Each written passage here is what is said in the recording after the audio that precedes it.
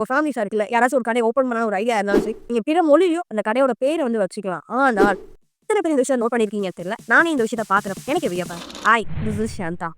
என்னன்னா, Tamil Nadu shop and establishment rule 1948 இந்த ரூலுக்கு கீழ 15வது பாயிண்ட்னு ஒரு பாயிண்ட் இருக்கு. அந்த பாயிண்ட்ல வந்து நேமிங் போர்ட் ஆஃப் எஸ்டாப்ளிஷ்மென்ட் ஒரு விஷயம் சொல்றாங்க. கடைய ஆரம்பிக்கிறோமா, அந்த கடையோட பேர் வந்து தமிழ் லாங்குவேஜ்ல தான் இருக்கணும். கட்டாயமா இருக்கணும்னு சொல்லி சொல்றாங்க. செகண்ட் விஷயம், பிற மொழிகளையுமே கடை பேர வச்சுக்கலாம். ஆனா, தமிழ் மொழி வந்து டாப்ல இருக்கணும். மற்ற மொழிகள் வந்து பாட்டம்ல இருக்கணும். 3வது விஷயம் என்னன்னா, இப்போ கரண்ட்டா வந்துச்சு. 15th மே 2025ல இந்த விஷயத்த கொண்டுட்டு வராங்க. என்ன நம்ம பார்த்தோம்னா, 60:40 அந்த ரேஷியோல வந்து கடையோட பேர் இருக்கணும்னு சொல்றாங்க. பேர் வைக்கிறீங்களா, அந்த கடையில வந்து அந்த பேருக்கான வந்து அந்த ஸ்பேஸ் வந்து 60% தமிழ் மொழிகளுக்காக இருக்கணும். 40% வந்து மற்ற மொழிகளுக்கு அதுக்கான ஸ்பேஸ் வந்து தரணும்னு சொல்றாங்க.